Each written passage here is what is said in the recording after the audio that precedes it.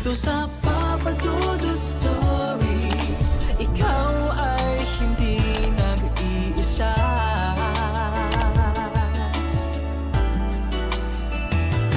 Dito sa Papa Dudut Stories, may nagmamahal sa'yo. Papa Dudut Stories,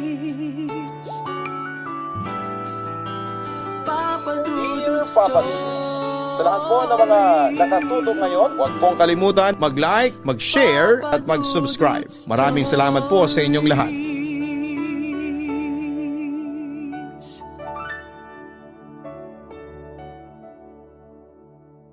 Kalat sa mundo ang mga taong mapanghusga sa relasyon ng kapwa nila. Mga mapanghusgang tao na hindi makikinig sa paliwanag mo kung bakit yon ang pinili mong relasyon.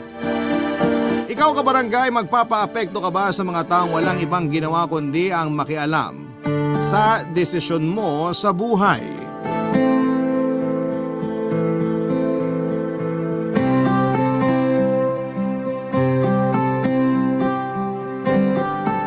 Dear Papa Dudut, ako nga pala si George, 40 years old. Isa akong late bloomer na bakla. Nagkaroon ako ng asawang babae at itago na lang natin siya sa pangalang Mila. Kaedad ko rin. 16 years old pa lamang kami noong na-in-love kami sa isa't isa. Nagkahiwalay kami after 2 years dahil parang nawalan ako ng feelings para sa kanya. Nagtry ako makipagrelasyon sa ibang mga babae pero si Mila pa rin ang namukod-tangi sa lahat. Alam kong nagkamali ako sa pag-iwan sa kanya dati. Kaya naman nilakasan ko ang loob ko para makipagbalikan sa kanya. Mabuti na lamang at tinanggap niya akong muli, Papa Dudut. Nag-promise ako sa kanya na hindi ko na siya iiwan pa kahit na ano ang mangyari. Kaya nga siya rin ang babaeng pinakasalan ko noong umabot na kami sa edad na 28 anyos. Naging masaya naman ang relasyon namin pero hindi kami nabiyayaan ng anak. Hindi naman naging problema yon dahil meron pa kaming mas malaking problemang kinakaharap noong umabot kami sa edad na 35. Doon ko na-realize kung ano ang sexuality ko, Papa Dudut. Doon ko napagtantong isa akong bakla at isa yon sa mga pinakamahirap na kailangan kong aminin hindi lang sa sarili ko kundi kay Mila na rin, Papa Dudut. Naramdaman ni Mila ang panlalamig ko sa kanya. Ilang buwan bago ako nag-decide na umamin sa totoong kasarian ko. Ni ang paglalambing sa kama ay hindi ko magawa dahil para bang nandidiri akong madikit sa kapwa ko babae. Marami na rin akong ibang mga lalaking nagustuhan. Pero hindi ko naman pinatulan dahil may respeto pa rin naman ako sa asawa kong si Mila. Kaya lang ay naramdaman kong hindi ko na kayang lokohin pa ang sarili ko. Isang araw ay inipon ko ang lahat ng lakas ng loob ko at inamin na kay Mila ang lahat. Hindi siya naggalit sa akin tulad ng inaasahan. Niyakap niya lamang ako at nagpasalamat. Inakala kasi niyang nang bababae na ako kaya ako nanlalamig sa kanya. Mabuti na lang daw at bakla lang ako. Natawa na lamang kami sa pangyayaring yon pero aaminin kong nakita ko ang sakit sa mga mata ni Mila nang mapagtanto niyang yun na ang katapusan ng mahabang panahon naming pagsasama. Nakiusap siyang huwag muna kaming magparamdam sa isa't isa hanggat hindi pa siya nakaka-move on sa akin. Pinagbigyan ko naman ang kahilingan niya at makalipas ang ilang taon ay nakatanggap akong muli ng tawag sa kanya at sinabing naka-move on na siya sa akin. At handa na niyang yakapin ang bago naming relasyon, ang pagkakaibigan, Papa Dudut.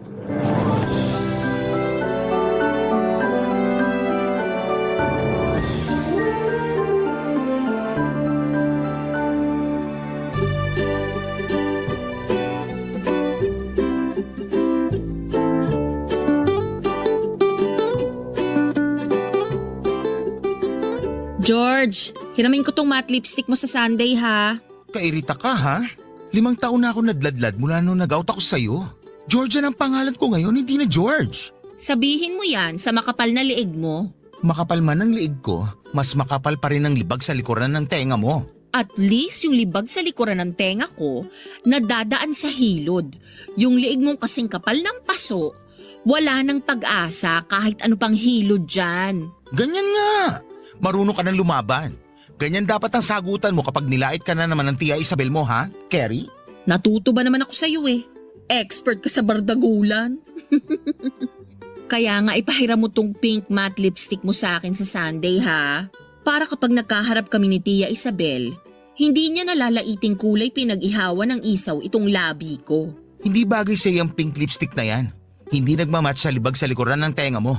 Mas bagay sa itong ruby red lipstick ko. Ay, wag masyadong mapula. Hindi pa rin ako nakaka-get over dun sa panglalait ni Tia Isabel sa akin nung nag-lipstick ako ng pula sa lamay ni Lolo. Anong sinabi ba niyang tinalo pa ng pulang lipstick mo mga ampaw na inaabot ng mga badyaw sa jeep? Winner siya ron, ha? Hindi ko naisip na ikumpara ang labi mo sa ampaw ng mga badyaw. Kaya nga kailangan ko ng lipstick na hindi niya malalait. Eh kahit naman hindi ka mag-lipstick, lalaitin ka pa rin nun. Isama mo kaya ako sa Sunday para matulungan kitang ilibig siya sa paso. Hay nako, kapag andun ka, mas triple ang anghang ng panlalait nun. Hindi pa rin siya makamove on sa hiwalayan natin, no? Kala mo siya inasawa ng bakla eh. Tanggap na niyang hiwalay na tayo. Ang hindi lang niya tanggap, bakit daw magkaibigan pa rin tayo? Gusto ata niya magsabunutan tayo hanggang sa libingan. Yun yata ang ideal na hiwalayan sa kanya. Dapat may sama ng loob hanggang kabilang buhay. Hindi lang naman siya yung nawiwirduhan sa friendship natin. Alam ko naman na marami sila. Kahit naman sa side ko. Pero ano bang pakialam ko sa kanila? Masaya naman tayo ng ganito, hindi ba? Oo naman. Lalo na ako. Nakakalibre ako ng hair and makeup. At lagi ka pang may pasalubong na lipstick sa akin kapag nangingibang bansa ka. Dakilang manggagamit ka rin talaga, no? Tama lang talaga ang desisyon ko makipaghiwalay sa'yo. Red flag sa akin ang mga manggagamit. Wow ha? Pero gamit na gamit ka naman ng mga boylet mo. Kahit hindi ka abutan ng angpaw, nagbibigay ka. Masisisi mo ba ako? Ang tagal kong nauhaw sa lalaki. Kasalanan mo to. Kung mas maaga mo na-realize na bakla ka, di sana, lunod ka na sa mga lalaki. Kala mo yata madali magladlad, no? Bakit kaya hindi ko nahalata na bakla ka, no? Ni hindi kita nahuling tumingin sa mga lalaking nakakasalubong natin dati. Magaling kasi akong mamili. Ang tinitingnan ko, yung mga lalaki may kasamang babae para hindi ka maghinala. Bakla, ang galing mo ron. Panay ang selos ko sa mga babaeng yun. Tapos yung kasama pala nilang lalaki yung bet mo? Ganon ako kagaling. O siya, uuwi na ako. Ipahiram mo na sa akin yung pinakamapulang lipstick mo para may panlaban ako sa Sunday. Go! Dumampot ka lang dyan sa tokador ko. Sure ka ba talaga sa pulang lipstick? Lover yan. Saka hindi lang yung pangtaboy kay Tia Isabel. Panghatak din yan sa kama. Umuwi ka na para matesting kung paano mo mahahatak si Conrad sa kama sa pamamagitan niyan. Shh! Pasmado talaga ng bibig mo. Sa hagik-kik mo, mukhang may ibang pinapasma sa katawan mo. Ang bastos mo talaga! Yung pa kasi ang sinasabi ko na papasma, dumi ng utak. Umuwi ka na nga kay Conrad. Papadudo 3 taon nang magka-live-in sina Mila at Conrad. Mas matanda ng 5 taon si Conrad sa amin. Nakilala siya ni Mila sa isang dating app. Wala namang balak makipagrelasyon noon si Mila, na trauma nga ata siya sa naging relasyon naming dalawa. Gusto lamang niya noon ng ka-fling at kalaro sa kama. Nagkataon naman na nag-match sila ni Conrad. Gusto noon ni Conrad na maging sila ni Mila. Pero gusto lamang ni Mila na may makakasama sa tuwing may pangangailangan siya at nag-iisa. Nung una raw ay payag na lamang si Conrad para lang makasama niya si Mila. Kaya lang habang tumatagal ay napagod na si Conrad na maghintay kung kailan magiging ready si Mila para sa isang relasyon. Iniwan ni Conrad si Mila at doon na-realize ni Mila na mahal na pala niya si Conrad. Hinabol siya ni Mila at naging sila. Nag-live-in silang dalawa at doon ko nakitang muli nang nakabawi si Mila sa lungkot na sinapit niya sa hiwalayan naming dalawa. Tuluyan ang nawala yung guilt ko sa pag-iwan ko sa kanya after kong makitang masaya at kontento siya sa piling ni Conrad. Papadudot nakita ko kung gaano silang nagmahalang dalawa. Kaya Kaya nga boto ako noon kay Conrad dahil alam kong maaalagaan niyang mabuti ang ex-wife ko. Hindi rin naging problema sa kanya ang friendship naming dalawa ni Mila. Sinusuportahan niya ang pagkakaibigan namin ni Mila kaya mas lalo ko siyang nagustuhan. Sa pagtagal nga ng panahon ay naging kaibigan ko na rin si Conrad. Hindi niya ako hinusgahan, hindi tulad ng ibang lalaki na kilala ko. Malawak ang pangunawa ni Conrad sa mga katulad kong bakla kaya naging komportable na akong makasama siya sa tuwing dumadalaw ako noon sa bahay nila. Alam ko sa sarili ko, Papa Dudut, na mas naging mabuting asawa si Conrad kay Mila kesa sa akin. Kaya panatag akong isipin na kahit mawala na ako sa buhay ni Mila, andyan naman si Conrad na dadamay sa kanya. Alam ko rin na mas minahal ni Conrad si Mila kesa sa akin. Kung pwede nga lang noong ibalik ang nakaraan ay iniwasan ko na si Mila para hindi ko na siya napangasawa. Kung pwede lang na maibalik ang nakaraan. Hinagilap ko na sana agad si Conrad para itulak palapit kay Mila. Sa ganong paraan ay hindi pa nasaktan si Mila at napunta na sana siya sa lalaking mas deserving para sa kanya.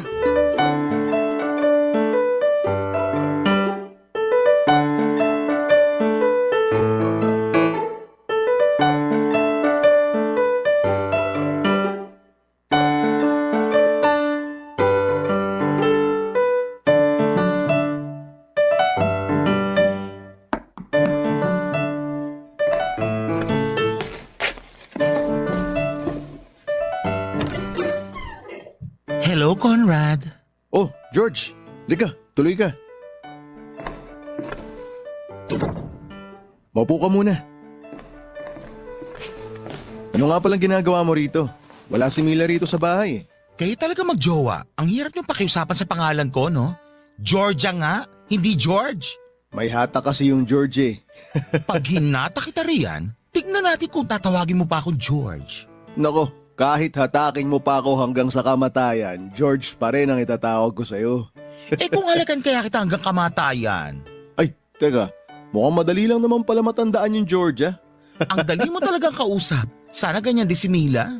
Siya naman kasi namilit sa akin na George ang itawag ko sa'yo eh. At sumunod ka naman. Under ka talaga. Ikaw naman para kang bago ng bago. Iba talaga yung ex-wife mo. Asan nga pala siya? Di ko makontak. May usapan kami na pupunta ako ngayon dito sa bahay niyo para sa mga lipstick na o-orderin niya. Nasabi nga niya na pupunta ka raw kaya lang may emergency dun sa co-op nila. Iwan mo na lang daw lahat ng mga lipstick na dala mo para makapili siya mamaya pag uwi niya. Ay, di ko to pwedeng iwan lahat. Kasi may iba pang titingin ng mga to. Ah, ganun ba? Nako, paano kaya yan? Di ko alam kung anong gagawin dyan sa usapan niyo. Pilian na lang natin siya. Tulungan mo ako. Ha? Bakit ako? Ano may tutulong ko sa iyo dyan? Wala akong alam sa mga lipstick. Ikaw naman lagi ang nakakaharap niya. Kaya alam mo kung anong babagay sa kanya. Isipin mo na lang kung anong kulay ng labi na gusto mong mahalikan. Ganun. May dark green ka ba dyan? Yan ang kulay ng labi na gusto mong halikan? Curious lang kasi ako kung ano lasa. Makipaghalikan ka na lang sa lumot. Eto naman ang hirap kausap. Ang daming kulay ng lipstick, dark green pa ang gusto mo? Ano bang mga kulay ang dala mo? Parang bagay kay Mila yung pink. Di bagay sa kanya yun. Kokontrahin nun yung libag sa likuran ng tenga niya. Alam mo, minsan may amoy yung libag na yun. Huwag mo sasabihin sa kanya. Sarili mong jowa, bina-backstab mo ha. I love it! Pink na lang. Di naman araw-araw present yung libag niya sa tenga. Marami akong pink dito. Oh, tingnan mo. Pili ka dali. Sige na nga. Check ko ah.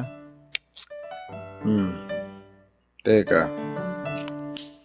Ito naman isa. Parang pare-parehas naman ang kulay nito eh. Magkakaibang shades ng pink yan. San ba rito yung pink na parang pang flower girl? Ano ba naman yung mga pinipili mo? Ano ba naman kasi ang alam ko sa mga kulay ng lipstick? Kayo na lang ni Mila mag-usap.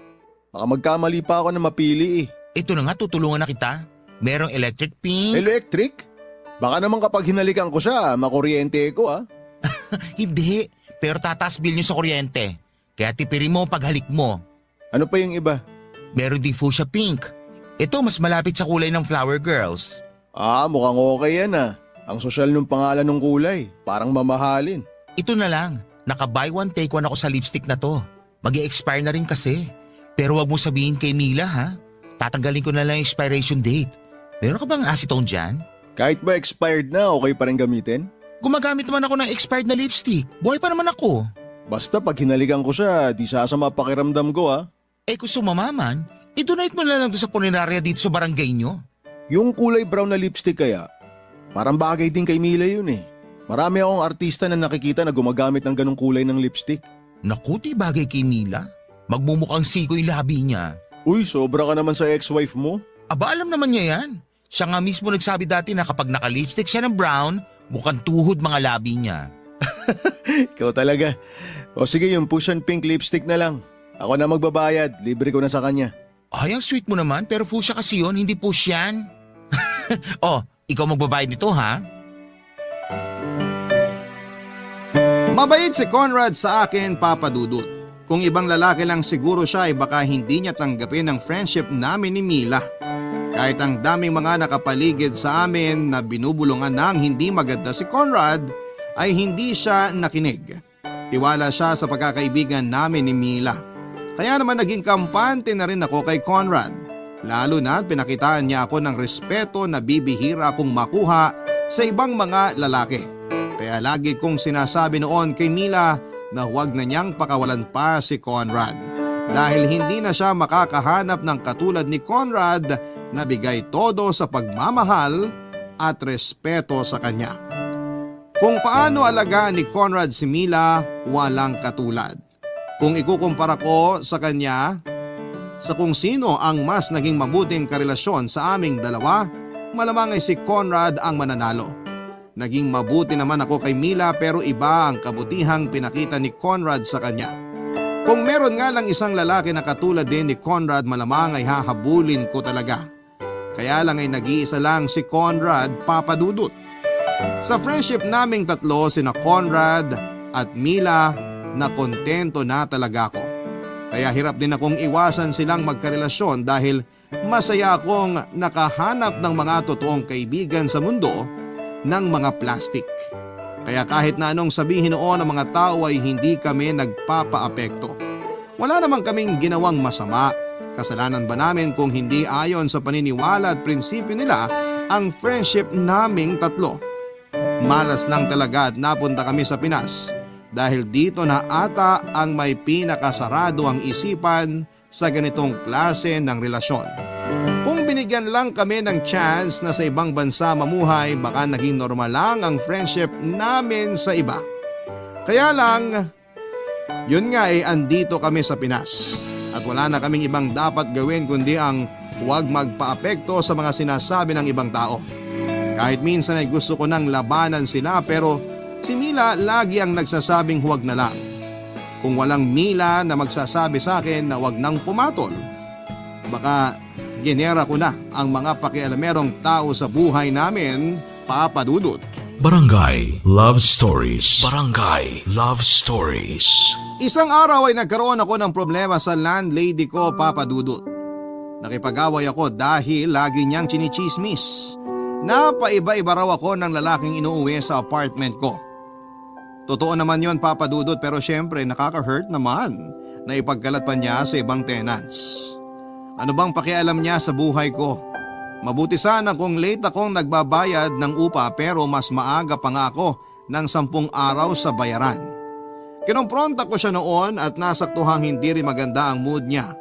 Marahil dahil wala siyang nasagap na chismis noong araw na yon.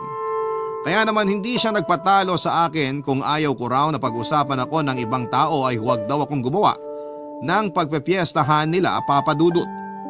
Gusto ko na siyang sampalin noon kung hindi lang ako nakapagtimpi.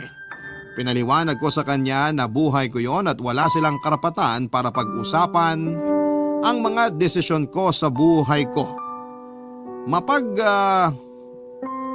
Magpapakumbaba na lang sana ako para matigil na dahil may date pa ako ng araw na yon pero panay pa rin ang parinig niya. Ang hindi ko nga maatim ay nang idamay niya ang naging relasyon namin ni Mila. Nakakadiri raw ako na pumatol ako sa ibang mga lalaki gayong naging maayos naman daw na asawa si Mila sa akin. Doon na nga ako hindi nakapagpigil pa, Papa Dudut. Binato ko sa landlady ko ang hawak kong batya at 2 kilong asin na kakabili ko lamang. Nagulat siya at minura ako at hindi naman niya ako nilabanan pero sinabi niyang may 1 linggo na lamang ako para makahanap ng uupahan ko dahil pinapalayas na niya ako. Nabigla ako kasi akala ko naman ay konting away lamang yon at hindi naman naabot sa pagpapalayas. Kaya lang syempre para isalba ang pride ko ay sinabi ko na lamang na ang pangit ng paupahan niya at saka inutusan siyang ibalik sa akin ang binato kong batsa at asin sa kanya. Sinunod naman niya at pinulot niya ang mga binato ko at inabot niya sa akin. At saka siya nag-walk out sa eksena. Hindi rin naman ako nagpatinag, nagdabog ako habang nag-walk out na nilagyan ko ng aura para talbog talaga siya. Pagkatapos noon ay naligo na lamang ako at saka nagpunta sa bahay ni Mila para isumbong siya sa mga ginawa niya sa akin.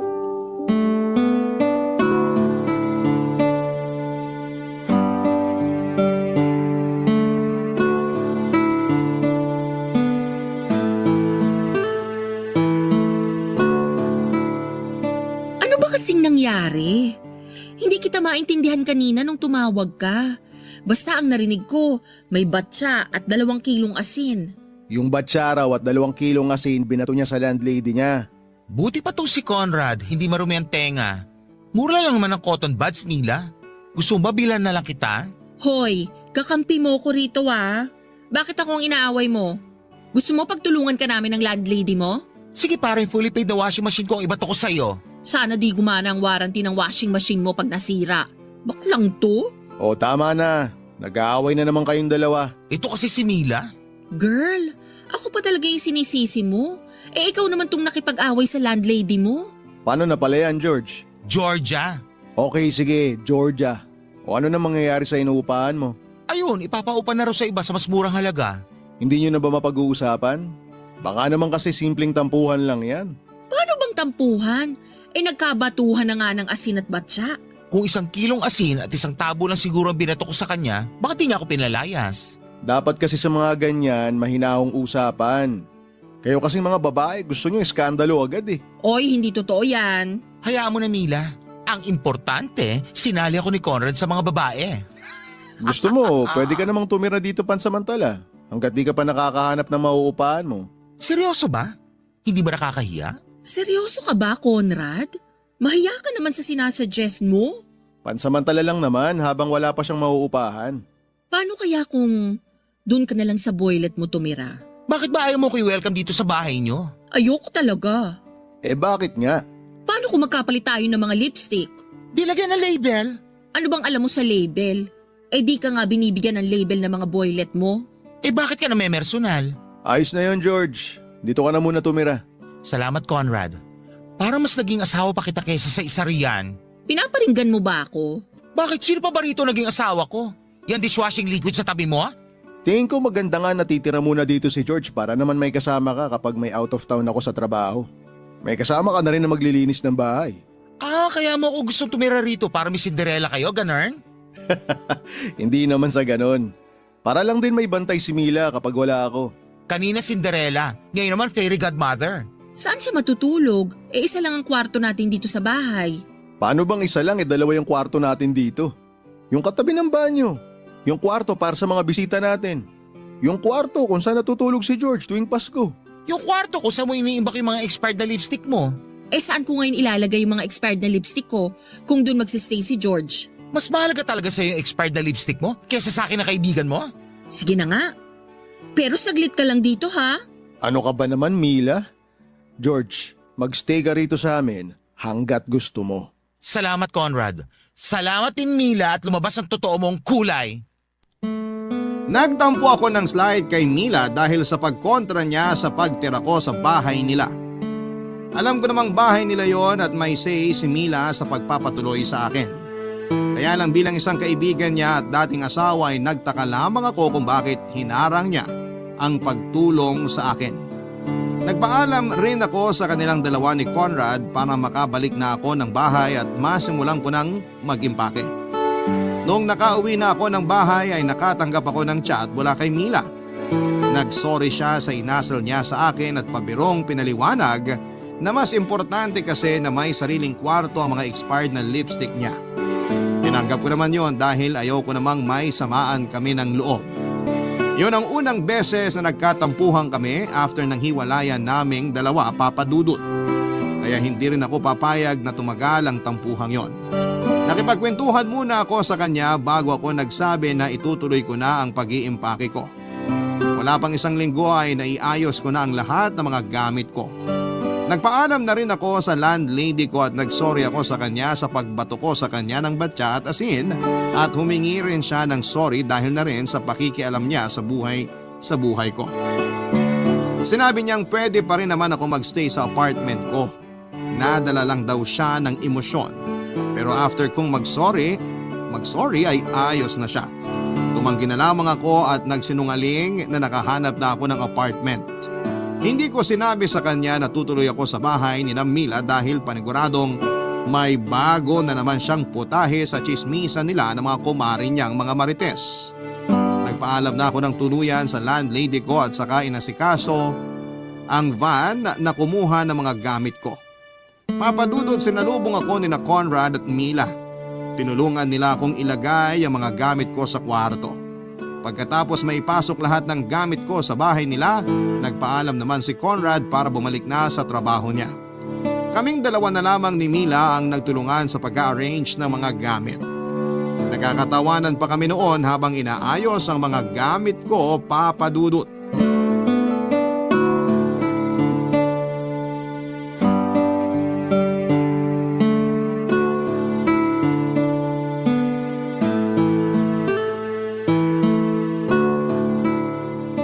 Bakla, kaloka ka.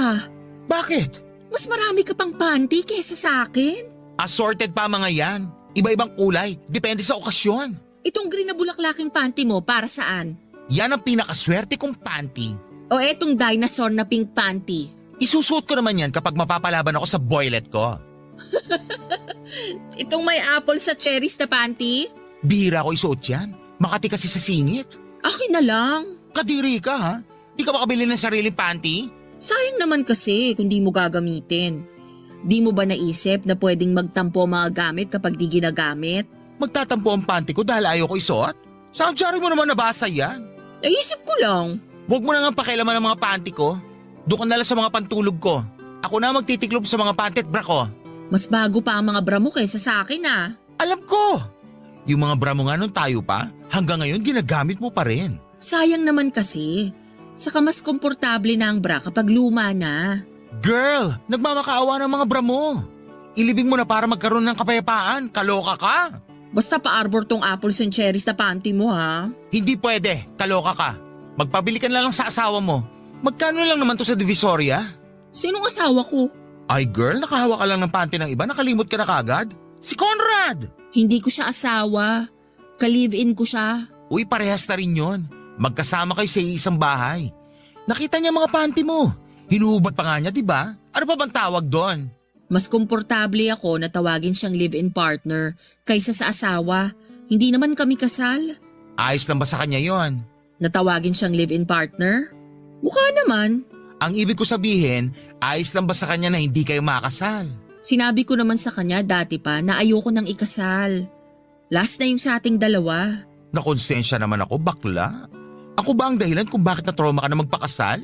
Hindi naman. Nangako kasi ako sa sarili ko na isang beses lang akong ikakasal sa buong buhay ko. Kaya natupad naman. Pwede naman baliin ang pangakong yun. Lalo kung kasing worth it naman ni Conrad, hindi ba? Hindi na. Okay naman kaming dalawa sa setup namin ngayon. Masaya kami pareho. Sure ka bang masaya siya? Nung una, medyo off sa kanya yung hindi pa tayo annulled. Kasi gusto nga niya magpakasal kami para maging legal na. Pero pinaliwanag ko naman sa kanya na nakaka-stress ang proseso ng annulment dito sa Pinas. Aaminin ko naman na madalas na pag-aawayan namin yan noon. Pag nakabawi ako sa gastos, uunahin ko ang annulment natin. Hindi na. Huwag na tayong magpa-anal. Mila, deserve ni Conrad ng kasal. Ang swerte mo nga kasi hindi lahat ng lalaki handa sa ganyang usapan. Ayokong magpa-anal. Bakit? Nakamove on na tayo pareho at saka para na rin maging legal ang lahat. Paano kung ako naman ang makahanap ng lalaking pakakasalan sa ibang bansa? Siyempre gusto ko malinis ang lahat. Kung ako lang, huwag ka na sanang papayag na magpa-anal sa akin. Bakit? Kasi pangarap kong makasal sa one great love ko. At ikaw yun. Natupad ko ang pangarap ko na yon nang ayain mo kong magpakasal. At hayaan na lang nating ganun. Para may reminder ako na natupad ko ang pangarap ko sa lifetime na to. Papa Dudut, hindi ko alam kung ano ang mararamdaman ko sa huling sinabi ni Mila sa akin. Hindi ko alam na yon pala ang rason niya sa kung bakit ayaw niyang ipaanal ang kasal naming dalawa. Nung una akala ko dahil ayaw niya lamang gumastos. Lalo't alam kong kuripot siya at may pinag-iipon ng bahay at lupa sa probinsya nila. Lagi rin niyang dinadahilan ang hirap ng proseso ng annulment sa Pilipinas na totoo naman. Kaya madali akong naniwala sa mga dahilan niya dahil valid naman ang mga yon. Pero noong sinabi niya sa akin ang pinakatotoong dahilan sa kung bakit ayaw niyang magpaanal ay nakaramdam ako ng konsensya. Konsensya sa kanilang dalawa ni Conrad. Konsensya para kay Mila dahil hindi ko nabigyan ng katuparan ang pangarap niyang makasal at makasama habang buhay ang one great love niya. Hindi ko naisip na ako pala ang one great love niya. Nasaktan ko siya at kahit na hindi ko sinasadya, nakaramdam ako ng guilt. Konsensya rin lalo para kay Conrad dahil alam kong mahal na mahal niya si Mila. At alam kong matagal na niyang gustong pakasalan si Mila pero wala siyang magawa dahil si Mila mismo ang gumagawa ng dahilan para hindi yon mapag-usapan. Mabait naman si Conrad at alam kong mas karapat dapat siyang mahalin kesa sa akin. Minsan naiinis na rin ako kay Mila dahil porket alam niyang mahal na mahal siya ni Conrad ay hinahayaan niya lamang ito. O pwedeng ako na lang din ang dapat sisihin dahil ako naman ang pumatay sa pag-asa ni Mila sa usaping kasal. Hindi ko noon alam ang mararamdaman kaya naman nag-change topic na lamang kami para hindi na bumigat pa ang usapan. Natakot na rin ako na baka kung saan pa mapunta ang usapan namin at alam kong marami pa akong kailangang sagutin sa mga tanong sa utak ni Mila. Kahit naman ilang taon na ang nakalipas, alam kong marami pa rin siyang katanungan at hindi ko alam kung kaya ko bang bigyan ng kasagutan yon. Barangay Love Stories. Barangay Love Stories. Dumaan ang mga araw na natili ako sa bahay ni na Mila at Conrad. Nahirapan ako makahanap ng bagong apartment dahil karamihan ay malayo sa trabaho. Yung iba naman na malapit ay hindi naman ako komportable. Gusto ko na rin namang makaalis sa bahay nilang dalawa para hindi na ako maging dahilan para mailang si Conrad. Mula kasi noong nagkausap kami ni Mila tungkol sa kasal ay hindi na naging katulad ng dati ang biruan at usapan namin ni Conrad. Ewan ko kung nakahalata siya noon at hinihiling ko na sana naman ay hindi. Ayaw kong magpaliwanag sa kanya kung bakit ko siya iniiwasan. Baka mapag-awayan pa nila yon ni Mila. Sinikap ko na lamang na makisama at sinigurado ko na uuwi ako ng bahay nila kapag patulog na sila para makaiwas na rin ako sa mahabang kwentuhan. Baka kasi kapag nakaharap ko ng matagal si Conrad ay baka makahalata na siya sa pinoproblema ko. Wala naman akong ibang narinig sa kanila kung may napansin sila sa pag-iwas ko. Hiniling ko na lamang na sana ay makahanap na ako ng bagong matitirhan para hindi na maging awkward ang lahat para sa amin. Mas lalo nga akong nakonsensya dahil sa maayos na pakikitungo ni Conrad sa akin. Isipin ninyo, tuwing nagigising ako sa umaga para maghanda papasok sa trabaho ay andun lagi si Conrad para isama ako sa lulutuan niya ng almusal. Bukod pa roon ay panay din ang tanong niya kung maayos ba akong nakakatulog sa gabi at nagtatanong din siya kung may kailangan ba ako. Sa tuwing nag-grocery silang dalawa ay lagi akong dinadamay ni Conrad sa mga bibilihin na abubot. Mahilig ako sa mga matatamis at kahit mga sarili kong panghimagas ay siya na rin mismo ang bumibili. Napailing na lamang ako sa kabutihan ni Conrad sa akin dahil pakiramdam ko ay hindi ko deserve yon. Kaya naman isang araw ay hinarap ko na siya at kinausap. Inaya niya akong mag-beer habang hinihintay noon si Mila, Papa Dudut.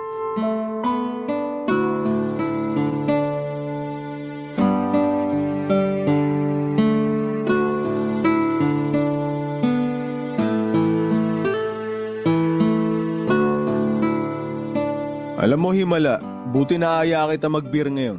Bakit naman ako tatanggi sa alak, di ba? Para kasing umiiwas ka sa akin itong mga nakaraan eh. Hindi ah. Busy lang din ako sa work. Lagi ka nagmamadali umalis ng bahay. Kahit si Mila, hindi mo na raw nakakausap masyado. Kasi lagi ako lumalabas para mag-check ng apartment. Alam mo na, ayoko maabutan ng tag-ulan kapag maglilipat. Hassle nun, saka mas mahalang renta ng van o truck para magakot pag tag-ulan. Sabi ko naman sa'yo, magstay ka lang dito sa amin hanggat gusto mo. Gusto ko na sanang makaalis. Ayaw mo na ba rito sa bahay? Hindi naman sa ganon. Kaya lang syempre gusto ko may privacy pa rin kayo ni Mila.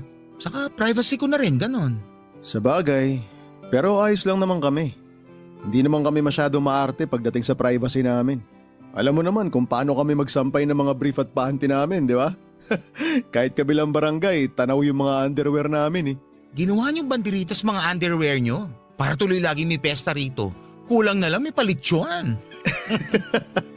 Sa mga ganitong usapan ka namin talaga na miss ni Mile. Nakakausap niyo pa rin naman ako ah. Pero di na tulad ng dati. Lagi ka na nagmamadali. Kala nga namin kapag dito ka na tumira, only na yung magiging usapan natin pero hindi pala. Para talagang iniiwasan mo kaming dalawa eh. Nakakapraning sa totoo lang. May nagawa ba kami? Ha? Iniiwasan mo nga kami.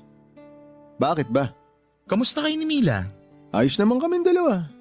Tulad pa rin ng dati. Ayos lang ba talaga? Saan kaya papunta tong usapan na to? Huwag ka magagalit ha. Kasi nabanggit sa akin ni Mila nung nakaraan na gusto mo na raw magpakasal kayong dalawa. Nakwento niya ba yun sa'yo? Matagal na yun. Kahit matagal na, gusto mo pa rin bang ikasal sa kanya? Oo naman. Alam na alam mo kung gaano ko kamahal yung ex-wife mo. Pero si Mila lang ang may ayaw. Naiintindihan ko naman siya. Marami rin naman akong kakilala na matapos nilang maikasal na isang beses, ayaw na nilang umulit. Natroma nga ata si Mila sa kasal namin. Sorry ha. Di mo naman piniling maging bakla. Hindi mo kasalanan yan. Nagpakatotoo ka lang. Kaya lalo ko nakukonsensya dahil sa ganyang mga tirada mo. Bakit ka kasi makukonsensya desisyon naman ni Mila yun. Nabanggit ko na sa kanya na pwede naman kaming magpaanal anytime. Basta makaipon lang ako. Alam ko kasing malaki ang gagastusin. Alam ko namang gusto mo na rin pero si Mila ang may ayaw. Aaminin ko, nagtampo ako nung tinanggihan niya akong pakasalan. Pakiramdam ko, nakikipagkompetensya pa rin ako sa nakaraan eh. Conrad, tapos na yung sa amin ni Mila. Ang tagal na.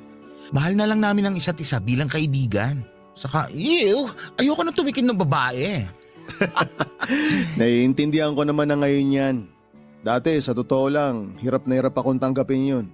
Lalo't nakukwento sa akin ni Mila na ikaw raw yung one great love niya. Ano bang labang ko ron, di ba?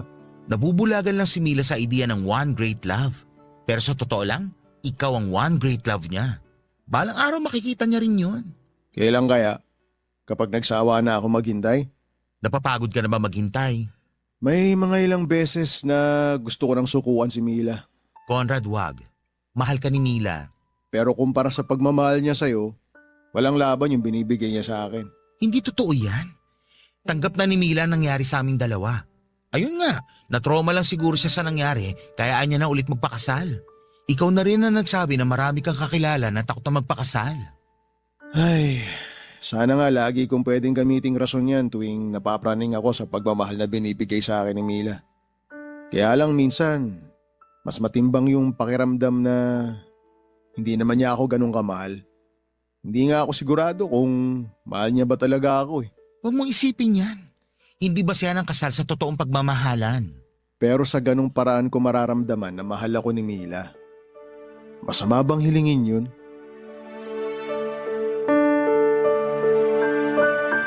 Hindi ko alam kung paano noon ilalaban kay Conrad na mali siya dahil alam kong tama naman lahat ng iniisip niya.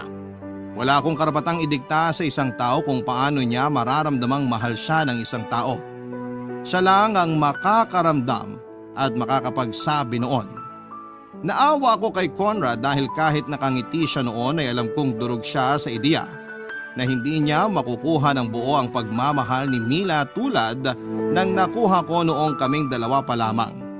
Hindi ko alam kung papaano pagagaanin ang kalooban ni Conrad ng gaming yon. Nagbukas na lamang ako ng beer para sa aming dalawa at sinikap na mag-change topic. para hindi ko na kailangang sagutin ang mga tanong sa isipan ni Conrad. Kahit nagpalit na kami ng pinag-uusapan ay pansin ko pa rin na may gustong itanong si Conrad sa akin. Kaya lang ay mas pinili niyang sumunod na lamang sa usapan na gusto ko. Umaasa siya marahil na mapapagod din ang isipan niya sa kakatanong at kusa na lamang iyong hihinto. Tinapos ko na lamang ang kwentuhan naming dalawa at nagpanggap na inaantok na. Nakailang peking hikab ako noon para lamang maniwala itong si Conrad. Nagpaalam na rin ako at sinabing kailangan ko ng matulog dahil maaga akong aalis kinabukasan. Nagtanong si Conrad kung saan ako pupunta dahil day off ko noon. Sinabi kong magre-rest day overtime ako para pandagdag sa magiging upa ko sa susunod na apartment ko. Tumango na lamang siya noon at hinayaan na ako makapasok ng kwarto. Hihintay na lang daw niya si Mila bago siya pumasok sa kwarto nila. Hindi naman talaga ako magtatrabaho kinabukasan, dinahilan ko lamang yon. Bala ko noon na lumabas lamang ng bahay dahil alam kong nasa bahay lang din sila kinabukasan. At ayoko muna sana silang makasama, silang dalawa, hanggat hindi naaayos ang isyu sa pagitan naming tatlo. Nagliwaliw na lamang ako buong araw sa mall at noong napagod na ako ay nakaidlip na lamang ako sa simbahan. Gabi na noong nakauwi ako sa bahay ni Mila. Nakapagpasya na rin akong umalis na sa bahay nila kahit na wala pa akong matitirhan. Pinakiusapan ko na lamang ang isang naging boylet ko na titira muna ako sa kanya pansamantala at ako na lamang ang bahala sa lahat ng mga gastusin. Pansamantala lamang naman para lang makaalis na ako sa poder ni Mila Papadudut.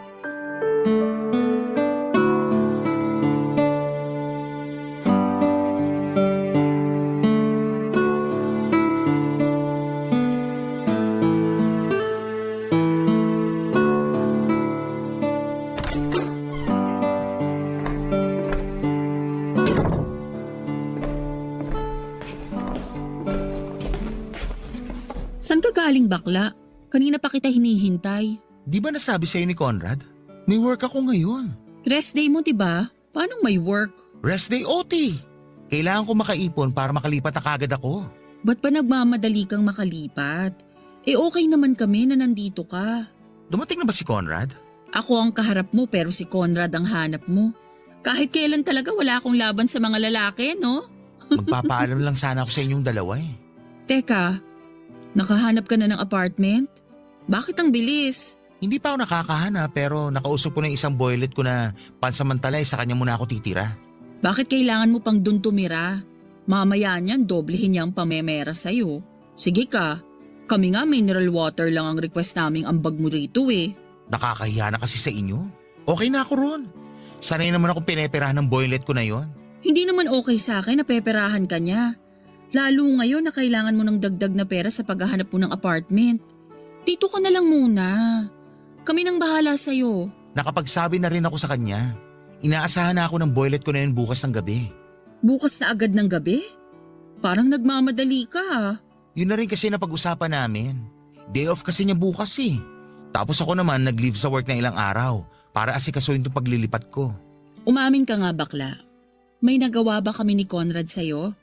Bakit kailangan magmadali kang umalis dito? Wala kayong nagawa. Wala ba talaga? Kasi napapansin ko lagi kang umiiwas sa amin. Ni hindi ka nga nakikisali sa kwentuhan namin ni Conrad. Lagi ka na lang nakakulong sa kwarto mo. Binabantayan ko kasi yung mga expired na lipstick mo. Baka magtampo. Kilala kita. Alam ko kapag umiiwas ka. Paano mo ba kasi nasabing umiiwas ako? May nasabi ba ako? May nagawa ba ako? Dahil ba to sa mga panty mo? Hindi ko naman na pinapakialaman na. Nalulungkot ka ba rito sa bahay kasi hindi ka makapag-uwi ng boylet? Pwede naman paminsan-minsan mag-uwi ka. Pero ipaalam mo lang muna sa amin. Hindi ako umiiwas dahil sa panty ko o sa boylet na gusto kong iuwi rito. Pero umiiwas ka nga. Ay, basta aalis na ako rito bukas. Bakit kailangan mo umiwas? Sabihin mo sa akin kung ano yung nagawa naming mali sa'yo. Kasi baka after nito, hindi ka na talaga magparamdam sa amin kahit kailan. Okay, aamin na ako. Oo, iniiwasan ko kayo ni Conrad. Lalo na ikaw. Ako? Oo, ikaw! Ay, after kasi natin mag-usap tungkol doon sa annulment, iba na rin yung naramdaman ko.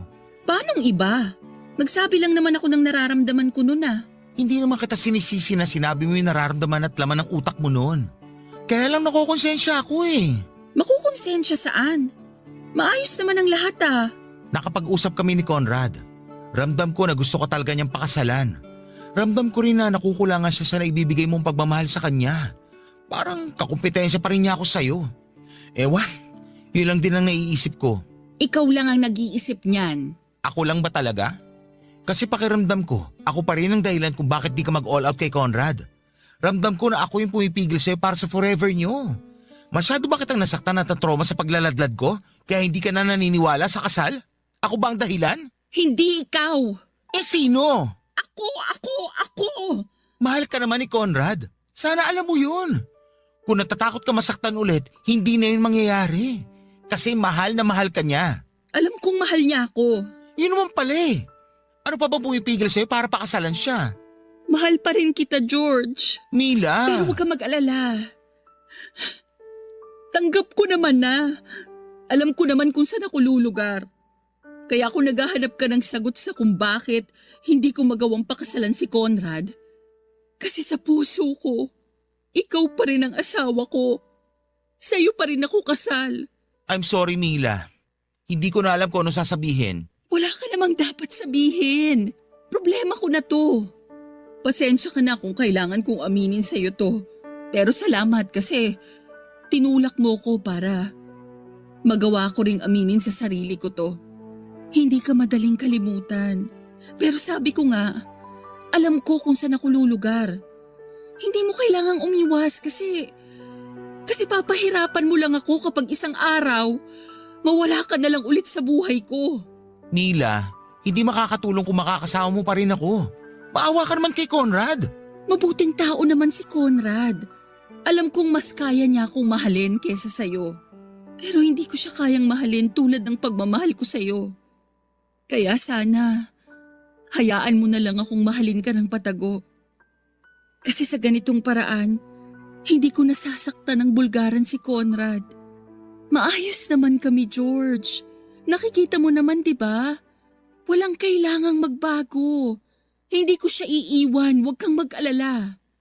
Pero please, huwag mo rin akong iwan para hindi ko siya iwan. Hinawakan ni Mila ang mga kamay ko at doon na siya napaiyak. Humingi siya ng sorry sa akin dahil sa pag-amin niya. Nakailang ulit siya ng hingi ng tawad at hinayaan ko na lamang siya kung yon ang proseso niya para maintindihan ang mga nangyayari sa kanya. Hindi ko na mahal si Mila tulad ng pagmamahal niya sa akin. Mahal ko siya hindi lang bilang isang kaibigan kundi bilang isang kapatid na rin. Yun na lamang ang pagmamahal na meron ako para sa kanya. Kaya mahirap na makita siyang nasasaktan dahil meron pa siyang pagmamahal bilang isang asawa para sa akin. Hindi ko inaasahan na mahal pa rin niya ako. Akala ko ay nagawa na niyang makalimutan ang nararamdaman niya para sa akin mula noong nakilala niya si Conrad. Hindi man lang ako nakahalata, Papa Dudut. Napaiyak na rin ako dahil hindi ko rin alam ang gagawin noon. Naguluhan na ako sa mga nangyayari at hindi ko nga rin alam kung ipagpapatuloy ko ba ang pag-iwas sa kanilang dalawa. Nakiusap siya sa akin na huwag ko siyang iwasan pero ramdam kong kailangan ko yung gawin para sa ikaka-move on niya.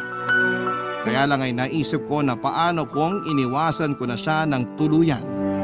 Ano ang magiging epekto noon sa relasyon nila ni Conrad?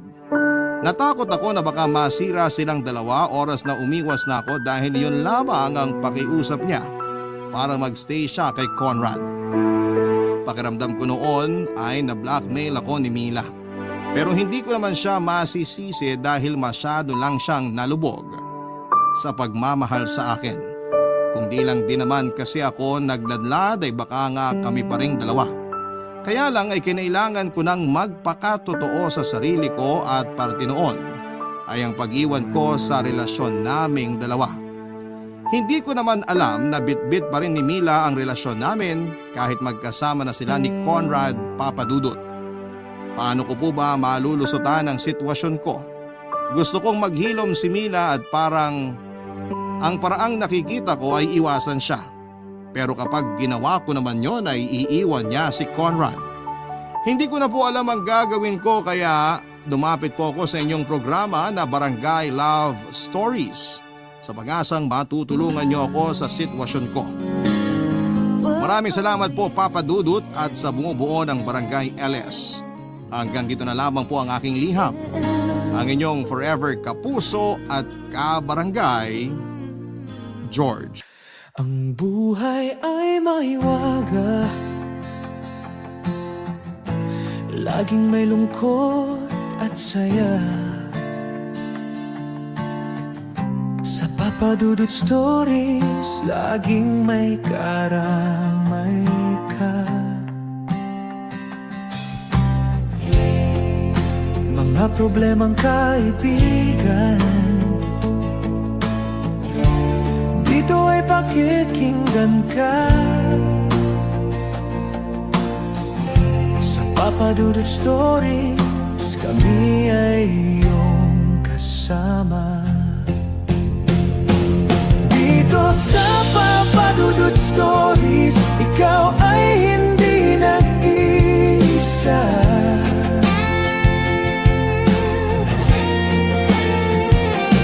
Dito sa Papa Dudut Stories, may nagmamahal sa'yo.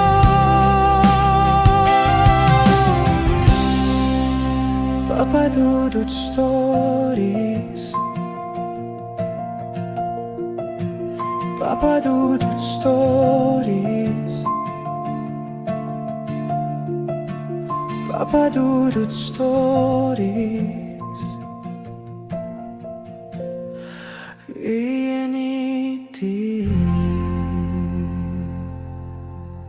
Dito sa Papa Dudut Stories, ikaw ay hindi nag-iisa.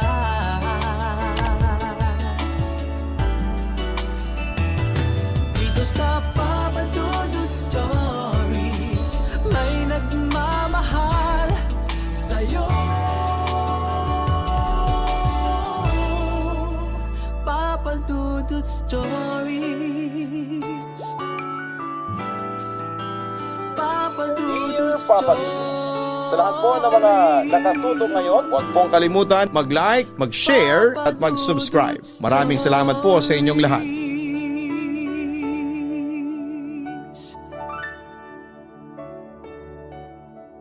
Ang pangalawang pagkakataon ay ibinibigay hindi lang para maitama ang naging pagkakamali natin. Kung hindi para patunayan na kaya nating bumangon at magbago pagkatapos nating madapa sa isang kasalanan. Ikaw kapuso, minsan mo na bang nasira ang tiwala ng taong mahal mo?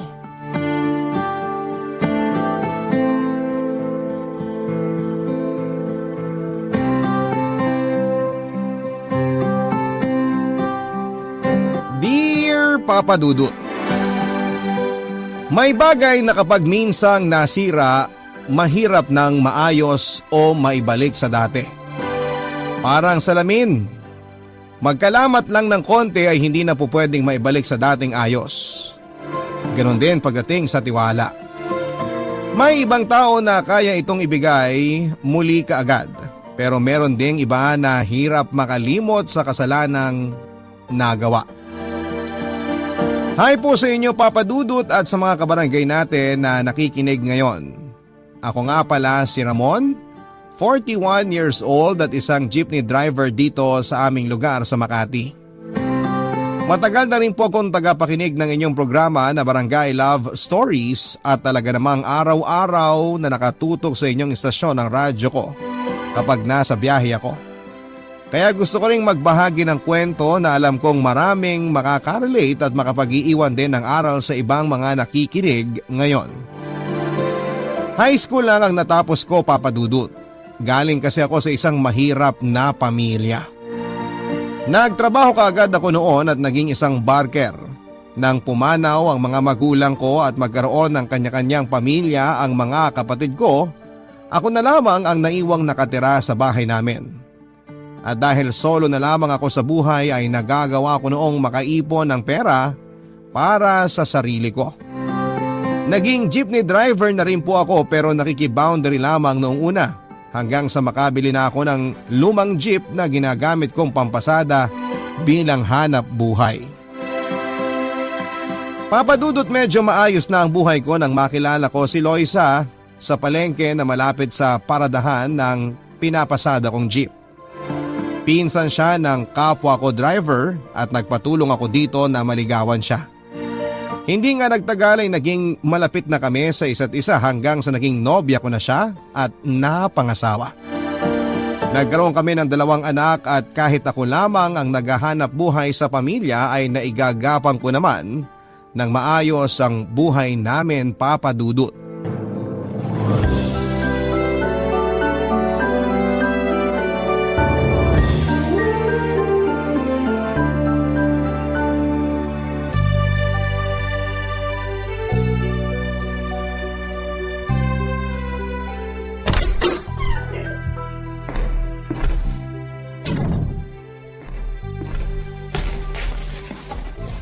Oh, sweetheart. Bakit gising ka pa? Nandyan ka na pala, sweetheart. Hinihintay kasi kitang makauwi eh. Dapat hindi mo na ako hinintay. Malalim na ang gabi. Ayos lang, Sabado naman bukas.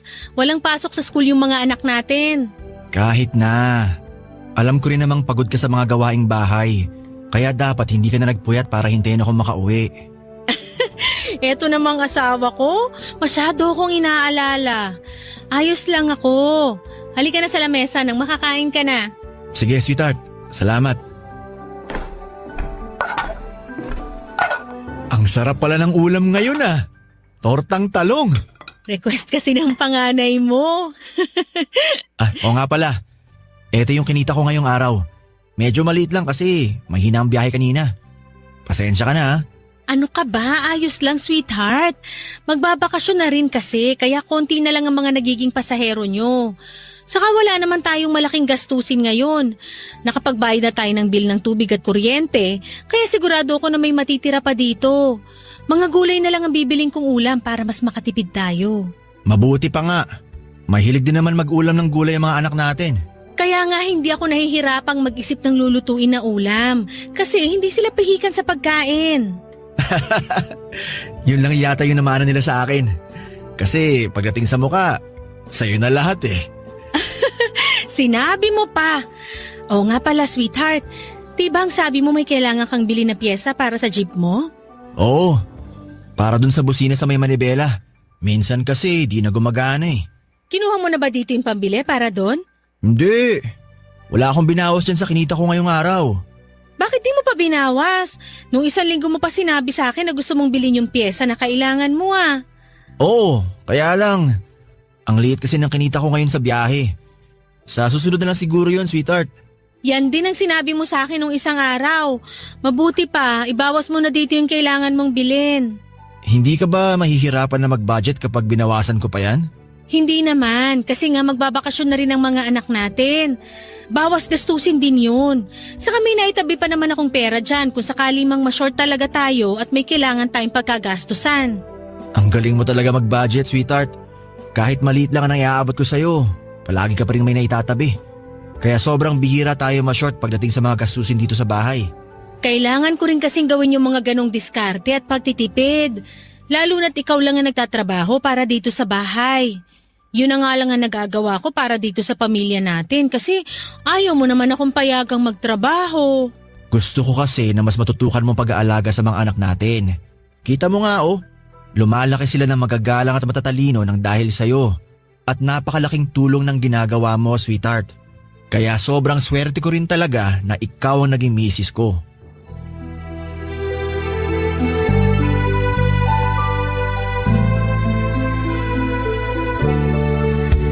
Papadudot kapag sinasabi ko sa misis ko na maswerte ako na siyang napangasawa ko, hindi po yun pambobola lamang.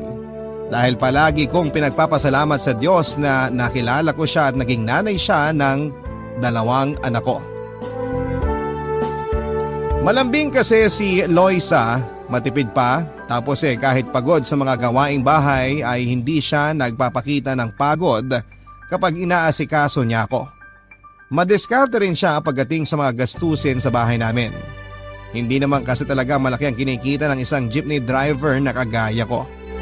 Pero nang dahil sa kanya ay hindi kami masyadong nahihirapan sa mga gastusin.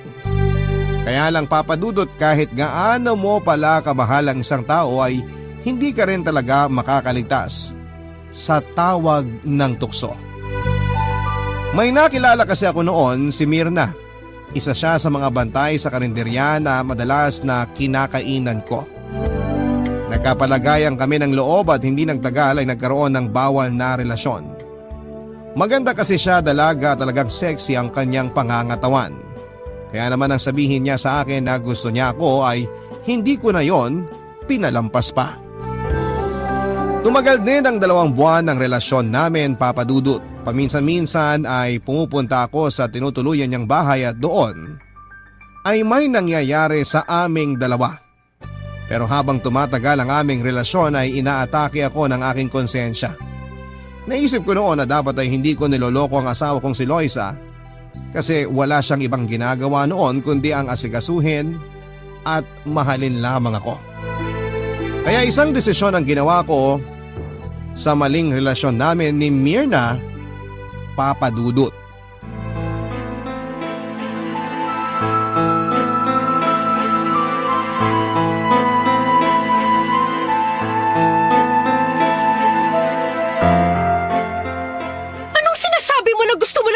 Relasyon natin, Ramon.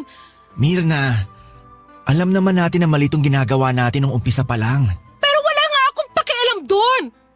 Teka, nalaman na ba ng asawa mo tungkol sa relasyon natin? Hindi pa. O yun naman pala eh. Bakit nakikipaghiwalay ka na sa akin?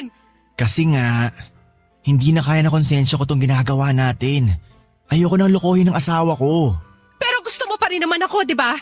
Ramon, hindi naman ako demanding pagdating sa oras mo. Kung gusto mo na isang beses lang sa isang linggo kung magkita tayo, sige. Ayos lang sa akin. Basta wag mo lang akong hiwalayan. Ayoko na nga kasi ng ginagawa natin, Mirna. Ayoko nang lokohin ng asawa ko. Ayoko siyang masaktan pag nalaman niyang tungkol sa ating dalawa. So ayos lang sa'yo na ako na lang ang masaktan? Hindi naman sa ganun. Pero gusto ko lang na iwasan na nating lumaki pa tong gulo na ginagawa natin, Mirna. Sorry talaga kung masyado kita nasasaktan ngayon.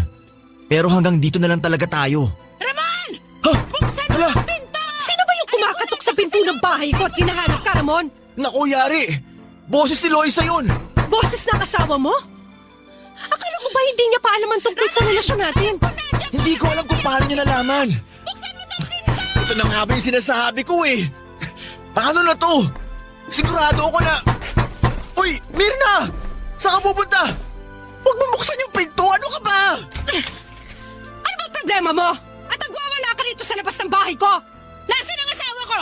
Ilabas mo siya! Alam kong nandyan si Ramon! Ramon! Halika nga rito! Sinusundo ka na ng asawa mo! Loisa, ano ginagawa mo dito? Mga walang hiya kayo! Lalo ka na, Ramon!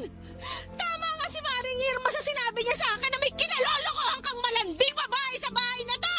Hoy! Huwag mo ako matawag-tawag na malandi dito mismo sa tapat ng pamamahay ko, ha? Loisa, ano ba? Hindi na kasi pumapatol ka sa lalaki may asawa at mga anak na! Aba, wala ka sa loob mo na sampalin ako, ha? Dito pa talaga sa teritoryo ko? Huh? Mirna, tama na! Babae ka! Isa ka ba, Ramon? Napakawalang hiya mo! Sobrang sama na ugali mo! Paano mo ako nagawan lokohin? Loisa, sandali lang! Hayaan mo muna ako magpaliwanag! Huwag mo ako hawakan! Nakakadiri ka! Nakakadiri kayong dalawa!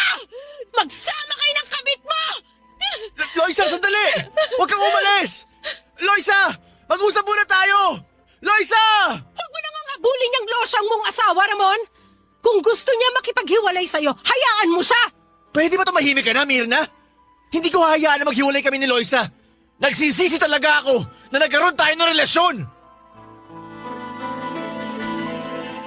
Papadudot, hindi kaagad binitawan ni Mirna ang braso ko at pinilit pa niya akong wag umalis para siyang piliin ko.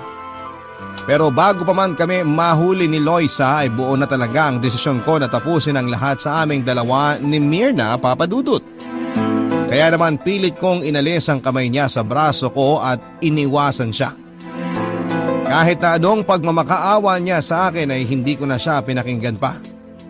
Humingi pa rin ako ng tawad pero sinabi ko na kailangan niyang tanggapin ang pagtatapos ng relasyon naming dalawa. Iniwan ko siyang nakaluhod at umiiyak ng dahil sa akin. At sa pag-alis ko sa bahay ni Myrna para habulin si Loisa, ay nakasalubong ko pa ang kumare namin na si Irma, Papa Dudut. Ninang siya ng panganay naming anak ni Loisa at masama rin ang tingin niya sa akin. Sinabi niya pa noon na mabuti na lang daw talaga at kakilala niya ang may-ari ng tinutuluyang bahay ni Myrna. Kaya nalaman niya ang tungkol sa aming dalawa ng kabit ko. Sinabihan pa niya ako ng iba pang mga masasakit na salita na hindi ko na pinansin pa at nagpatuloy ako sa paghabol sa asawa ko, Papa Dudut. Ang mga kwento ng pag-ibig, kwento ng buhay at kwento ng pag-asa. Nasa Spotify na, Barangay Love Stories. Pakinggan kahit kailan, kahit saan. Barangay Love Stories sa Spotify. Kinig na, kabarangay! Papa Dudut, sobrang laki talaga ng pagsisisi ko noon sa nagawa kong kasalanan sa asawa kong si Loisa. Lahat ng sarap na naranasan ko sa piling ni Myrna ay bigla na lamang naglaho. Hindi ko maisip kung bakit ba nagawa ko ang bagay na yon sa kanya kahit pa sabihing si Myrna ang lumapit sa akin. Dapat kasi nilayawan ko pa rin siya. Hindi ako dapat nagpadala sa tukso at habang nagdadrive ako pauwi sa bahay kung saan ay sigurado ako na dumiretso si Loisa ay hindi ko na napigilan ang sarili ko na maluha, Papa Dudut. Naalala ko kung gaano kabuting asawa sa akin si Loisa mula nang maikasal kami. Pumayag siya na maging full-time housewife kahit nagtatrabaho pa siya noon sa isang pabrika. Binitawan niya yon para lamang sa akin. Kahit kailan ay hindi siya nagkulang sa pag-aasikaso sa akin o sa amin ang mga anak namin. Tapos, ganito lamang ang igaganti ko sa kanya. Halos papabayaan na nga niyang sarili niya kasi palaging kami ang inuuna niya. Tapos susuklian ko pa siya ng pagtataksil, Papa Dudut.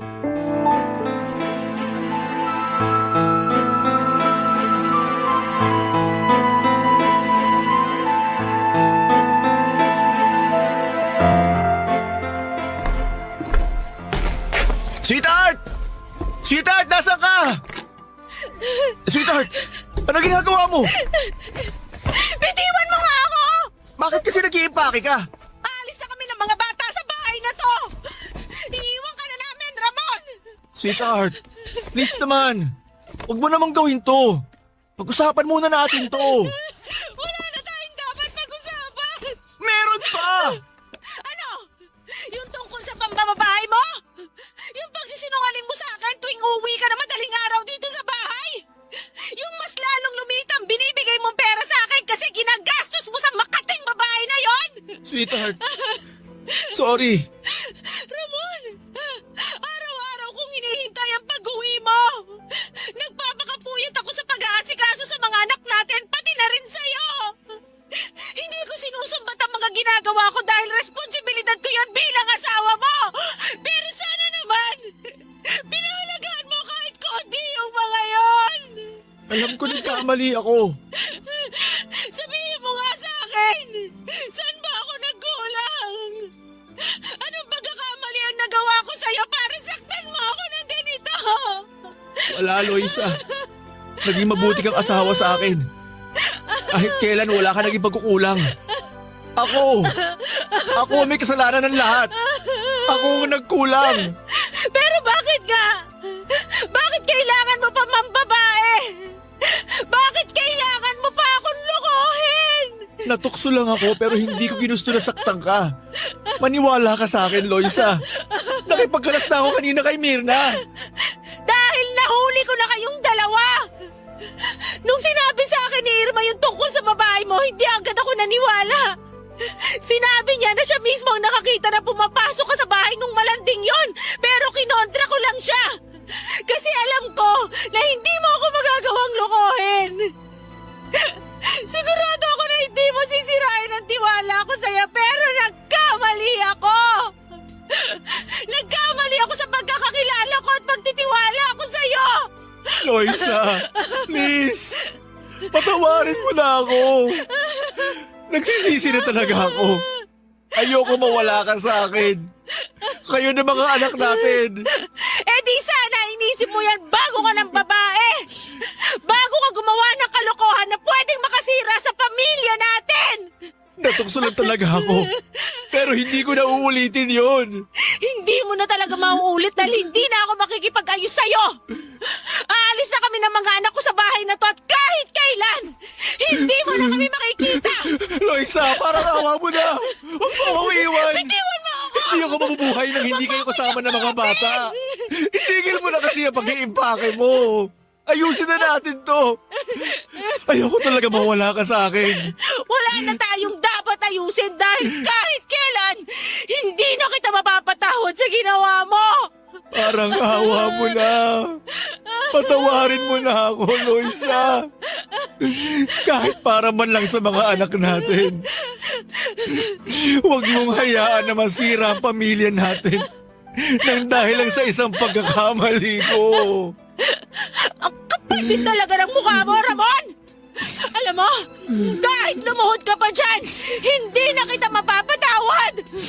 Hindi mo na uli kami makakasama ng mga anak mo! Tandaan mo yan!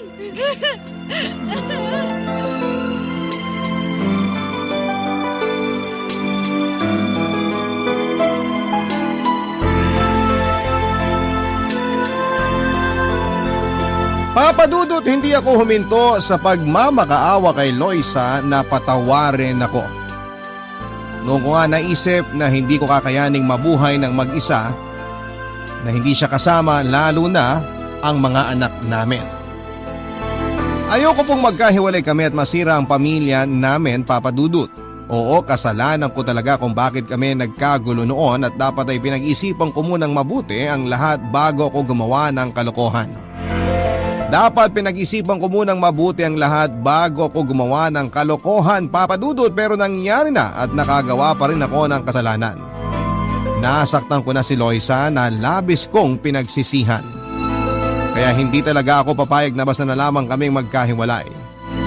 Mabuti na lamang, Papadudot, at umuwi na rin ang mga anak namin mula sa eskwelahan at nakita nila ang pagtatalo namin ni Loisa, pati na ang pag-iimpake ng mga gamit ng asawa ko. Umiyak ang dalawang bata at nakiusap din kay Loisa na huwag na silang umalis. Lalo pa ako nagmakaawa sa asawa ko at paulit-ulit na humingi ng tawad. Sinabi ko na labis ko na talagang pinagsisisihan ang nagawa kong kasalanan. At kahit kailan ay hindi ko na yon uulitin pa. Sa awa naman ng Diyos, Papadudot, ay nagawa ko rin kumbinsihin si Loisa na patawarin ako. Sinabi niya na bibigyan niya ako ng isa pang pagkakataon para sa mga anak namin. Pero hindi ibig sabihin ay kakalimutan na niya raw ang ginawa kong kasalanan. Nangako naman ako sa kanya na magbabago na at kailanman ay hindi na yon uulitin pa. Nangako rin ako sa sarili ko na gagawin ko ang lahat para makabawi sa asawa at mga anak ko, Papadudot.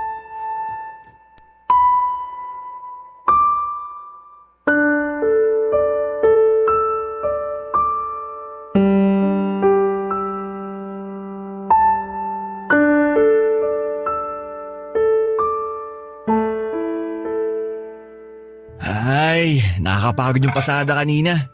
Sobrang traffic tapos wala pa masyadong pasahero. Kaya pala maghahating gabi ka na nakauwi ngayon. Oo, pasensya na sweetheart ha. Bakit ka naman humihingi ng pasensya sa akin? Kasi napupuyat ka ng dahil sa akin. Dapat talaga hindi mo na lang ako hinihintay na makauwi eh. Sanay naman akong gawin to, kaya ayos lang. Oh, kumain ka na. Ininit ko na rin yung sinigang na ulam namin ng mga bata kanina. Salamat sweetheart. Wow! Amoy pa lang panalo na. Ang sarap talaga ng sinigang mo. The best ang asim. Oo nga pala. Ito yung kinita ko sa araw na to. Medyo maliit lang yan kasi nga mahina yung biyahe ko kanina eh. Oh, sweetheart. Yun ba talaga yung dahilan kung bakit maliit lang tong inabot mo? Oo. Pagpasensyahan mo na kasi matumal talaga mga pasahero kanina. Ang sabihin mo, baka may iba ka nang inaabutan ng pera. Anong ibig mong sabihin, Loisa? Bakit? Hindi ba totoo? Totoo na ano? Na pinupuntahan mo pa rin yung malanding Mirna na yan at inaabutan mo ng pera? Teka nga, saan ba nanggagaling yung sinasabi mo? Kay Maring Irma na naman ba? Hindi na kailangan magkaroon ng pakpakang balita para lang makarating sa akin, Ramon. Alam mo, Loisa, kung ano man yung naririnig mo tungkol sa amin ni Mirna, hindi totoo yun. Dahil matagal ko nang tinapos ang lahat sa amin. Talaga? Ni minsan ba hindi ka talaga bumalik sa bahay nung malanding babae na yon? Hindi na! Tsaka bakit naman ako pupunta pa sa bahay niya? Aba malay ko ba kung nag-abot ka ng pera sa kanya? At bakit ko naman gagawin yun? Dahil hindi ko alam kung nagbunga nga ba ang kababuyan na ginawa niyong dalawa. Baka mamaya naanakan mo na pala siya pero hindi mo lang sinasabi sa akin. Loisa, walang ganong nangyari. Hindi ko nabuntis si Mirna. At mas lalong wala akong balak na anakan siya.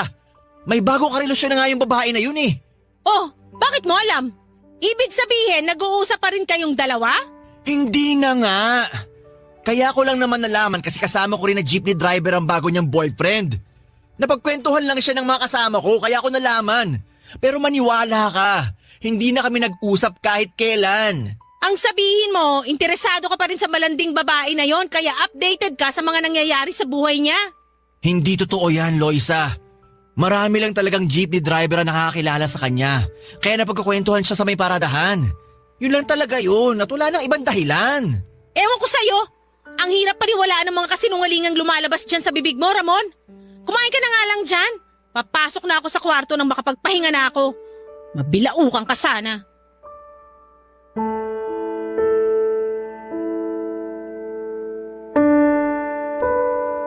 Papadudot kahit pinatawad ako ni Loisa at nagsama muli kami sa bahay ay hindi rin kagad naging maayos ang lahat sa amin. Hindi rin kasi kami bumalik sa dating tahimik at masayang pamilya. Para bang bigla na lang naglaho ang mabait, malambing at mapagmahal kong asawa. Alam ko naman na kasalanan ko talaga yon kaya nangako ako na gagawin ko ang lahat para bumalik kami sa dating masayang pagsasama. Pero mahirap pala talagang gawin yon lalo na kung tiwala na ang nasira sa isang relasyon. Ganon pa man papadudot ay hindi rin po ako sumuko sa pagsuyo sa kanya kahit napatawad na niya ako. Palagi pa rin akong malambing at pasensyoso sa asawa ko. Hindi ko sinasabayan ang init ng ulo niya kasi alam ko na mas lalo lamang kaming mag-aaway. Kapag hindi ako pumapasada, ako ang nag-aasikaso ng mga gawaing bahay. Pinagluluto ko rin siya ng paborito niyang pagkain. Nangako ako sa sarili ko na hindi ako hihinto na pagsilbihan ang asawa ko, papadudot. Hanggat hindi bumabalik ang tiwala niya sa akin bilang asawa niya. Lalo't alam ko na kasalanan ko ang lahat ng yon kung bakit siya lumayo sa akin. Ang mga kwento ng pag-ibig, kwento ng buhay at kwento ng pag-asa. Nasa Spotify na, Barangay Love Stories. Pakinggan kahit kailan, kahit saan. Barangay Love Stories sa Spotify. Kinig na, kabarangay! Papadudot, isang taon na ang nakalipas noon mula nang patawarin ako ni Loisa. Pero parang mas lalo lamang lumala ang hindi niya magandang pagtrato sa relasyon naming dalawa. Mabilis siyang magalit o uminit ang ulo sa tuwing magkausap kaming dalawa. Malamig na rin siya pagdating sa pakikipag-romansahan sa kama. Lalaki ako na may pangangailangan sa katawan. Pero syempre hindi ko siya pinipilit kapag gusto ko na may mangyari sa aming dalawa tapos ay ayaw naman niya. Kasi alam ko na mauuwi lamang ang lahat sa malaking pagtatalo. Mas hinabaan ko pa ang pasensya ko, papadudot. Ayun nga lang, mas lumala ang pagiging mainitin ng ulo niya, lalo na ang pagiging selosa at tamang hinala niya. Palagi niyang sinasabi na sigurado siya na may ginagawa na naman akong kalokohan o kaya ay may ibang babae na naman daw ako. Pinagbibintangan niya rin ako na naanakan ko raw si Mirna at nagsusustento ako ng pera dito. Ang hirap talaga na ang ganong sitwasyon. Yung ginagawa ko na nga ang lahat para magkaayos kami pero ang palaging nasa isip ni Mrs. ay may ginagawa na naman akong kalokohan para masira ang tiwala niya, Papa Dudut.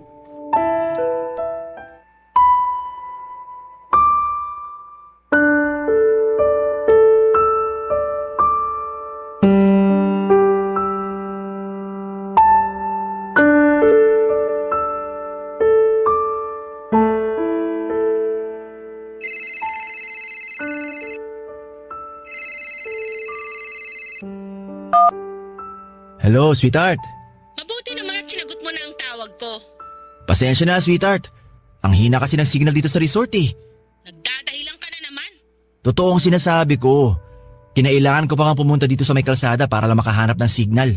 Bakit ba kasi hindi pa kayo maalis dyan sa resort? Ang sabi mo sa akin na alis na kayo dyan ng alas 5 ng hapon eh. Pasado alas 6 na, nandyan pa rin kayo? Nag-extend kasi dito sa resort yung mga empleyado ng kumpanyang umarkila sa amin ng mga kasamaan kong jeepney driver.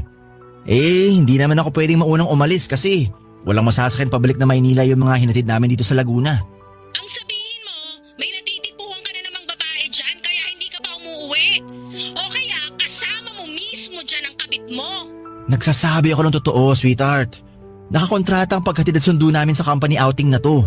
Kaya hindi talaga ako pwedeng basta na lang umalis. Pero nangako ka nga na hindi ka na magpapaabot ng gabing-gabi sa labas ng bahay natin.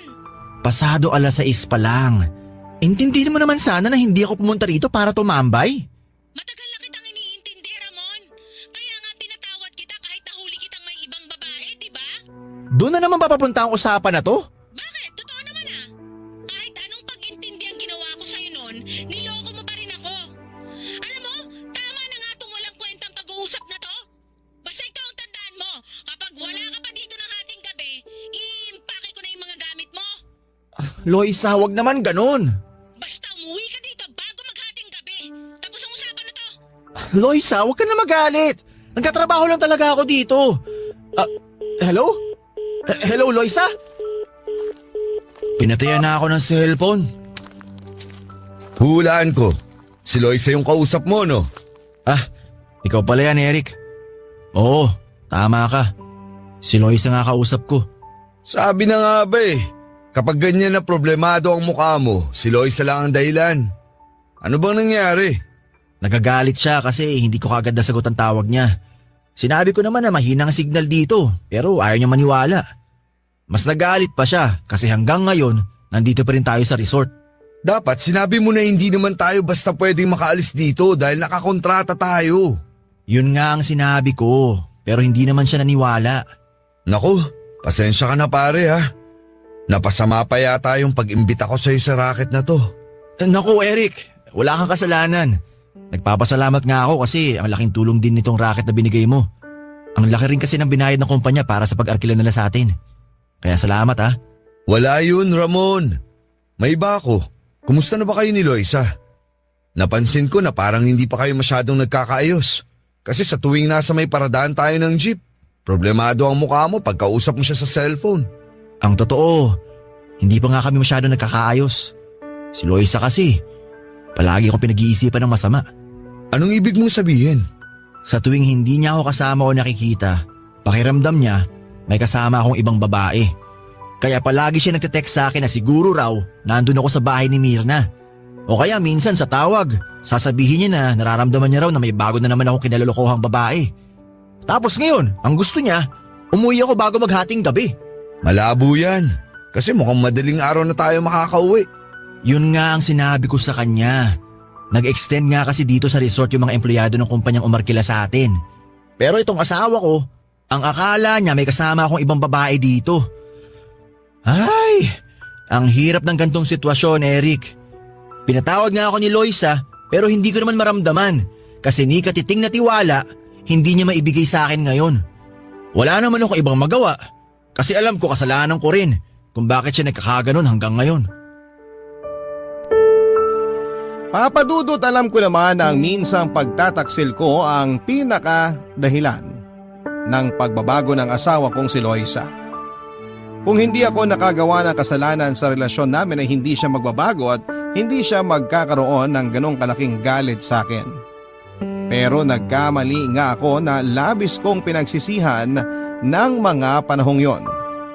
Kung may paraan nga lang talaga na maibalik ko pa ang araw na nasaktan ko si Loisa, ay gagawin ko para itama ang mga naging kamalian ko.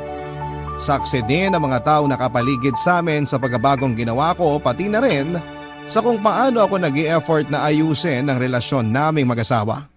Palagi akong may pasalubong sa pag-uwi ko sa bahay, ina-update ko siya kung nasaan na ba ako o kung anong oras ang uwi ko.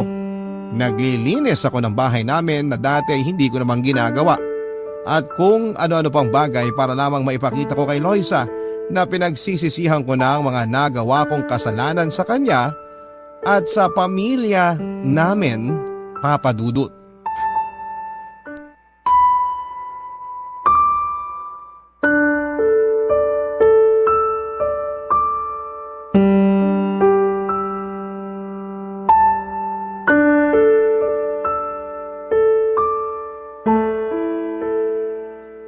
Grabe, nakakapagod ang biyahe. Anong oras na ba? 4:00 na pala ng madaling araw?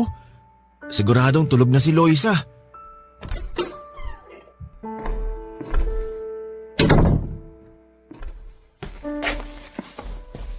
Teka, ano to? Bakit may malalaking bag dito? Ano bang laman ng mga to? Tinan ko nga.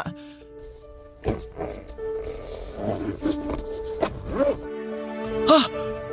Mga damit ko to ah. Bakit nakaimpake yung mga to? Mabuti naman nandito ka na. Sweetheart, pasensya ka na kung inabot ako ng madaling araw. Masyado kasing nag-enjoy si Resort yung umarkila sa amin eh, kaya… Hindi mo na kailangan magpaliwanag. Dalin mo na lang yung mga gamit mo at umalis ka na sa bahay na to. Loisa, huwag ka naman ganyan. Nagpaliwanag naman ako sa'yo nung kausap kita kagabi, di ba? Oo, pero may usapan na tayo na kapag hindi ka nakauwi bago maghating gabi, iimpake ko na yung mga gamit mo at aalis ka na sa bahay na to. Pero hindi naman ako pumayag sa sinabi mo na yun. Gusto ba nga sana kita kausapin kaya lang binabaan mo na ako ng tawag eh. Tapos pinatayan mo pa ako ng cellphone. Buong gabi ko nang hindi makontak ang number mo. Wala na rin namang dahilan para mag-usap pa tayo kasi buo na ang desisyon ko na makipaghiwalay sa'yo. Dahil lang sa hindi ako nakauwi kagabi, kaya ka nakikipaghiwalay sa akin? Dahil alam ko na dun ka sa babae mo nagpalipas ng buong magdamag mo, Ramon. Ano ba yung sinasabi mo? Bakit? Totoo naman, di ba? Dinahilan mo lang na may umarkila sa inyo para sa company outing, pero may ibang babae ka lang talaga. Wala na nga akong ibang babae. Huwag ka na ngang magsinungaling. Sino ba yung bagong babae mo, ha? Mas bata na naman ba siya kaysa sa akin? Mas maganda? Mas magaling sa kama? Ano? Sabihin mo na sa akin ang totoo. Sino yung bago mong kinalolokohang babae? Wala nga! Wala! Wala akong babae! Wala, Loisa! Ay naman oh! Ano ba bang kailangan kong gawin para maniwala ka na hindi kita naloloko? Loisa, ginagawa ko naman lahat para maayos ang pamilya na to. Pero hindi ko magagawa yan kung parati ka na lang ganyan. Hindi mo naman maalis sa akin na makaramdam ng ganito. Pinipigilan ko ang sarili ko na pag-isipan ka ng masama pero hindi ko magawa. Dahil paulit-ulit na bumabalik sa akin yung panloloko na ginawa mo, Ramon. Paulit-ulit kong naaalala yung naging kasalanan mo, hindi lang sa akin kundi sa pamilya natin. Iyon ang kasalanan na sobra ko ng pinagsisihan. Kaya nga ginawa ko lahat para magkaayos tayo, di ba? Hindi lang naman ikaw nahihirapan eh, ako rin. Hirap na ako sa trato na ginagawa mo sa akin. Sa tuwing aalis ako ng bahay para mamasada, alam ko na iniisip mo na may ibang babae na naman ako pupuntahan. Maliit lang ako ng konti ng uwi, galit ka na kaagad kasi akala mo galing ako sa bahay ng ibang babae. At eto, hindi ko naman ginustong abutin ng madaling araw sa pag-uwi eh. Pero inimpake mo na kaagad ang mga gamit ko. Dahil buong gabing tumatakbo sa isip ko kung ano bang ginawa niyo ng babae mo sa magdamag na magkasama kayo. At hindi ko na kayang tagabi na uuwi ka sa bahay na to pagkatapos mong magpakasarap sa piling ng ibang babae. Pero wala nga akong ibang babae. Wala na akong kahit anong kalokohan na ginagawa. Kahit tanong mo pa sa mga nakasama kong jeepney driver kagabi, sabay-sabay kaming umalis sa kayo mga empleyado ng kumpanya umarkila sa amin. Loisa, hindi na kita lolokohin at sasaktan. Pinagsisisihan ko na nagawa akong kasalanan sa'yo. Mahal kita. Kayo na mga anak natin. Kaya nakikiusap ako sa'yo. Bigyan mo naman ako ng kahit konting tiwala lang. Kahit konti lang, Loisa. Kahit kapiranggot na tiwala lang. Ang napakatagal kong hinintay ang salitang yan mula sa'yo, Ramon. Paulit-ulit kang humihingi ng tawad sa akin pero kahit di minsan, hindi ko narinig na mahal mo ako o kami ng mga anak natin. Oo, tama ka. Aaminin ko na kahit napatawad na kita, hirap pa rin akong alisin ang galit dito sa puso ko. Ang hirap kasi kalimutan ang sakit na ginawa mo sa akin. Ang hirap magpatawad ng buo. Pero sinubukan ko naman, Ramon. Sinubukan ko kahit napakahirap. Loisa, bigyan mo lang ako ng isang pagkakataon at konting tiwala. Pangako, hindi ko na yun sasayangin. Sorry kung hindi ko palaging sinasabi kung gaano ko kayo kamahal ng mga anak natin. Sorry kung nagkamali ako. Sorry kung nasaktan kita. Pero, nandito na ulit ako. Hindi ko nasisirain pa ang tiwala mo. Mahal na mahal ko kayo ng mga bata. At gagawin ko ang lahat para maayos ulit natin ang pamilyang to. Kaya pakiusap lang, Loisa. Patawarin mo na ako. At bigyan mo ko ng kahit konting tiwala lang. Papadudot, ramdam ko naman yung bigat sa dibdib ng asawa kong si Loisa dahil sa naging kasalanan ko sa kanya. Naging napakabuti niyang asawa sa akin at nanay sa mga anak ko tapos susuklian ko pa siya ng panluloko. Kahit na sino mang babae o lalaki ay mawawasak ang puso kapag nangyari yon. Isa pa ay napakahirap ibalik ng tiwala na nasira na. Sabi nga nila para itong salamin na kapag nabasag na ay pwede pa ring mabuo pero hindi na maaalis ang lamat mula doon. Pero mahal ko po si Loisa at ang pamilya ko. Kaya hindi ko hahayaan na basta na lamang masira ang pamilya namin.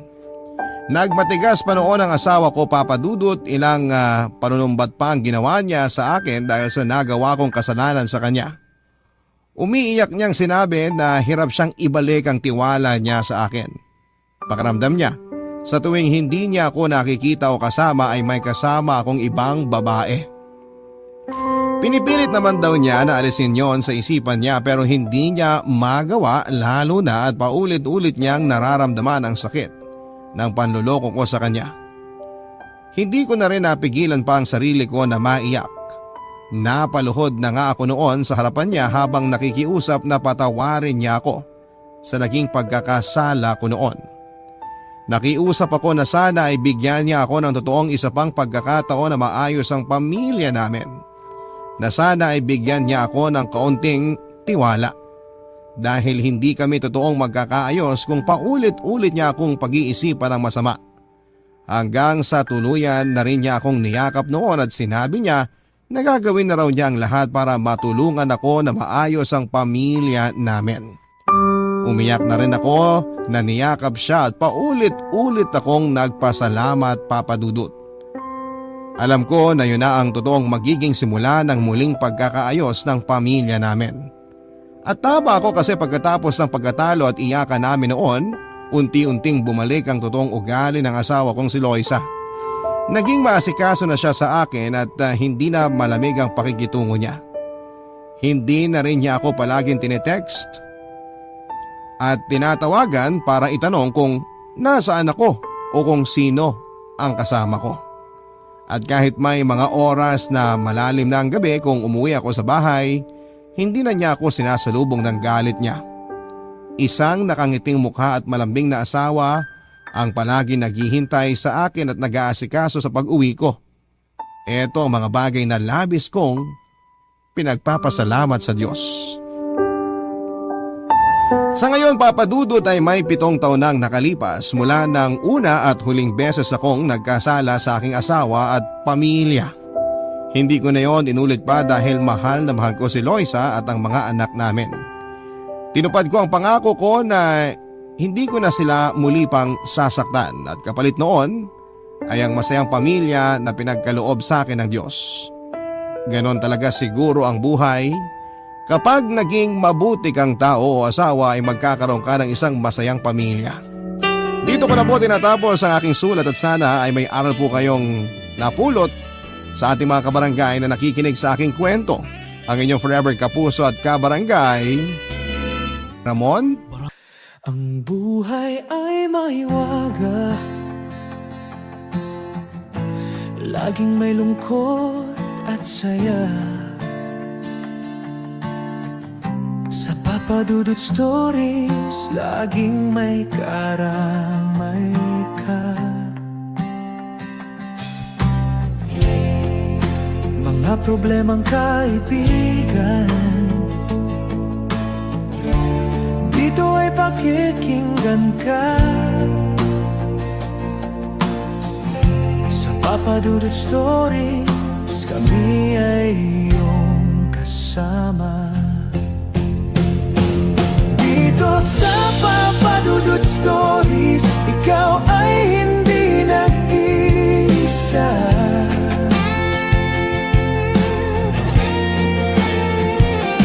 Dito sa Papa Dudut Stories, may nagmamahal sa'yo.